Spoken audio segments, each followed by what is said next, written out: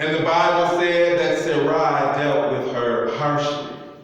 And that word for the way that Sarai dealt with her is the same word that was used in other places in the Bible for oppression.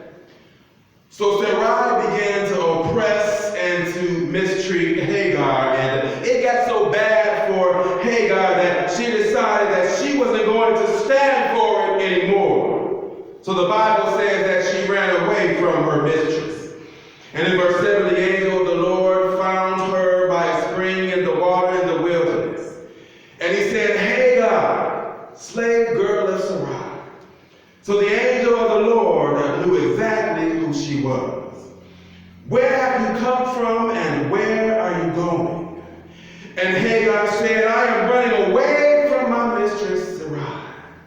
The angel of the Lord said to her, return to your mistress and submit to her.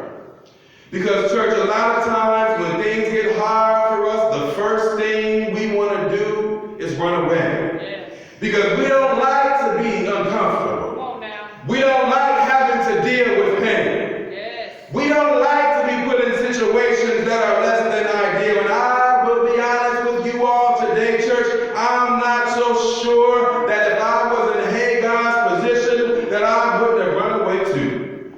And I'm not blaming Hagar for doing what Hagar felt she needed to do. But maybe there was some issues that needed to be addressed in that household. Maybe there was some issues that needed to be addressed differently between Sarai and Hagar. Maybe God was sending her back so that she would have the covering of Abraham, of Abram's tribe. Maybe God was sending her back because God was about to bless her because of what she had been through. Because after all, she was carrying Abram's first child. And God had promised Abram that he would be blessed with countless descendants. And here she was, carrying part of the promise of God in her womb. But the significant thing about Hagar's situation is that not only did God make a promise to Abram, but God also made a promise to Hagar. Because verse 10 says that the angel of the Lord said to her, even though I am telling you to go back to Sarai, I'm also making a promise to you that I will so greatly multiply your offspring that they cannot be counted for multitude.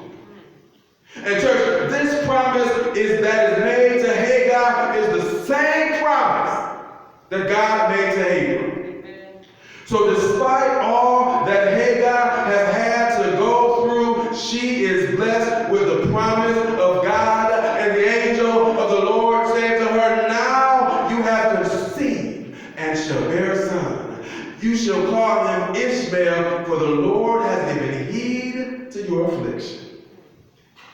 And church, the name Ishmael means God hears or God has heard. So in that moment, God is letting Hagar know that in the moment of your despair, I have heard your pain and I have heard your agony. And because I have heard you, I am going to bless you so greatly for all that you have had to go through. And see, that's a word for somebody who is listening this morning. Because maybe you have been praying and maybe you have been crying out to God and you have been going through some things that have been testing your faith. And there are some things that you have been dealing with that some people know about, and maybe for somebody there are some things that nobody knows about but you and God. But I am here to tell you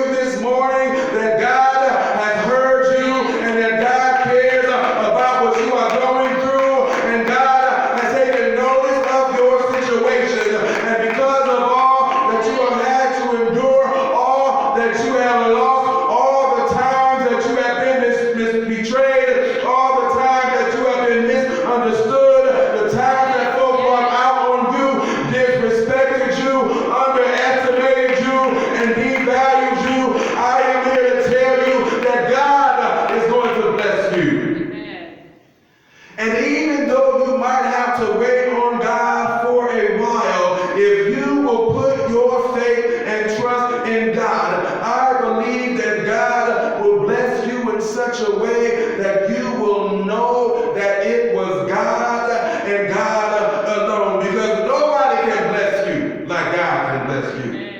Nobody can prosper you like God can prosper you. Nobody can heal you like God can heal you. Nobody can comfort you like God can comfort you. Nobody can deliver you like God can deliver you. Nobody can bring you through like God can bring you through. The Lord has given heed to your affliction. Because God has heard your prayers and you have gotten God's attention. Then the Bible begins to explain the kind of man that Ishmael and his descendants will be. And when we look at verse 13, it says, so she named the Lord. Church, she named the Lord. And when you study this, what you'll find is that Hagar becomes the only person in the Old Testament to give God a name. Now, other people named the place where they were blessed by God based on how God blessed them. But Hagar, an African woman, named the Lord based on her experience, based on her circumstance, based on her affliction, and based on God's response. Who is God to you based on what you have gone through? Who is God to you based on where God has brought you from? Who is God to you based on what God has promised you? The Bible says that Hagar named the Lord who spoke to her, you are El Roy. For she said, have I really seen God and remained alive after seeing him? So Hagar's situation put her in a position that few people before her had ever been in because of what she had gone through, because of her affliction, because of her oppression, because of her pain. Church, Hagar had an experience with God that was very unique, and she had seen God and remained alive. Now the name El Roy means the God who sees me. Church, God saw her for who she was and for what she had been through, and God decided to bless her anyway. And I believe, church, that we serve a God who sees who we are and what we have gone through, a God who understands why we have made the decisions that we have made, a God who looks at where we are right now based on all that life has put us through, and God sees us, church, and God chooses to bless us anyway. And I believe, church, that our experiences in life help us to relate to God in very unique ways. For some of us, God has been Jehovah Rapha, the Lord who heals. For some of us, God has been Jehovah Jireh, the Lord who provides.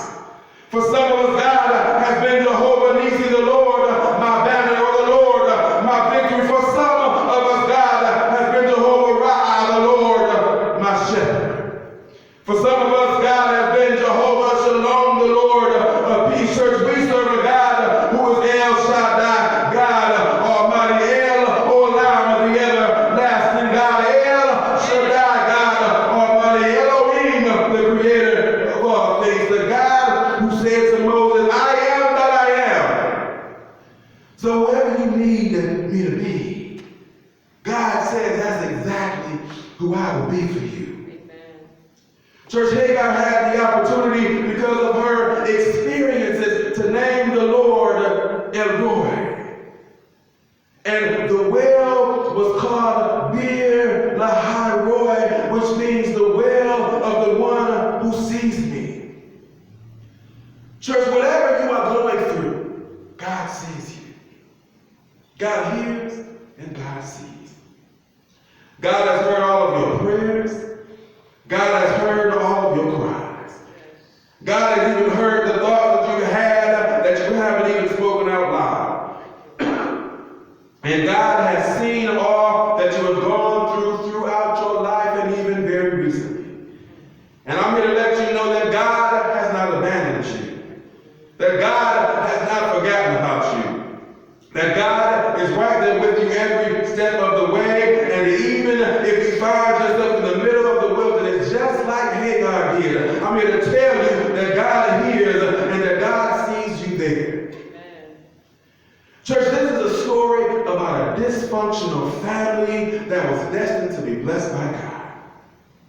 Despite them jumping the gun and trying to help God out, despite the fact that they probably didn't handle things the right way, despite the fact that they had made some mistakes, church, God still loved them and God still blessed them. Amen.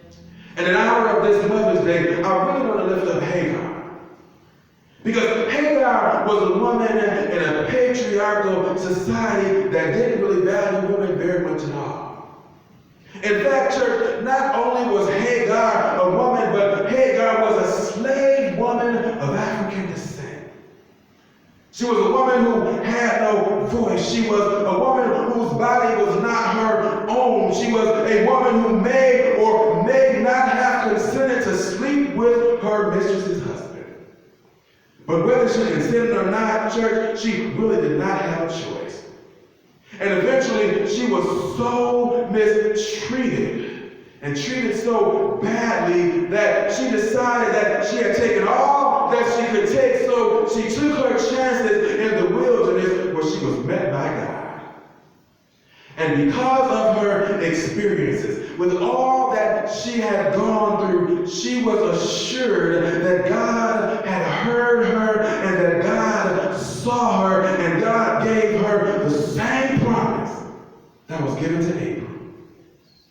So I want to encourage somebody this morning that regardless of your circumstances, regardless of whatever disadvantages you might have had, regardless of the situation into which you might have been born, or regardless of what hardships you might have faced, even though you might be a part of a system that does not value you, I am here to tell you that God has heard you and that God knows exactly what you are going through, that God sees you.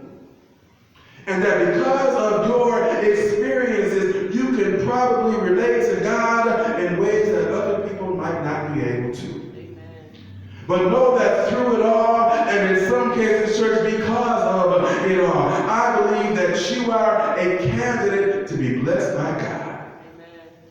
Because if nobody else does, I'm here to tell you this morning that God hears and God sees. Yes. God hears and God sees. Yes. God hears and God sees you. And let the people of God say together, say amen. Amen. God, I thank you for this day. I thank you for your blessings. I thank you for this word. I thank you that it has been sown on good ground and it shall bring forth much fruit in the lives of these, your people, and let all the people of God say together, say amen.